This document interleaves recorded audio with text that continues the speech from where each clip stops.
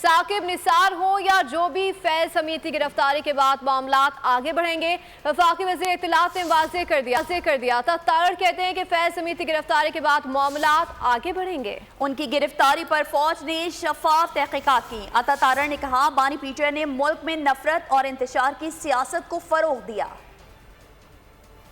دائرہ کار بڑھے گا، چاہے کوئی ثاقب ہو کوئی نثار ہو، یہ معاملات آگے چلیں گے، شفافیت کے ساتھ چلنے ہیں۔ جنرل فیض کے اریسٹ کے بعد ایک اس ملک کے اندر آپ نے دیکھا کہ جس طریقے سے معاملات آگے چلے ہیں اور فوج کے ادارے نے شفاف تحقیقات جو ہیں وہ کی ہیں، یہ صرف اس لیے ہے کہ ایک سیاسی لیڈر نے، تحریک انتشار کے جو چیئرمین ہیں عمران احمد نیازی صاحب، انہوں نے اس ملک کے اندر انتشار کی سیاست کی، تقسیم کی سیاست کی، نفرت کی سیاست کی۔ اس تمام جو یہ سازشیں ہو رہی تھیں ملکی سالمیت کے خلاف، ملک میں انتشار پھیلانے کے لیے، یہ تمام تر اس سازش کا سرغنہ عمران نیازی تھا اور اس کی سہولت کاری جنرل فیض اور ان کے جو باقی ساتھی ہیں وہ کر رہے تھے۔ تو یہ ایک سیاسی گٹھ جوڑ تھا بانی چیئرمین پی ٹی آئی کی قیادت میں، جس کے ساتھ لنک تھا جنرل فیض کا اور باقی افسران کا اور باقی کچھ اس میں اور اداروں کے بھی لوگ شامل ہیں۔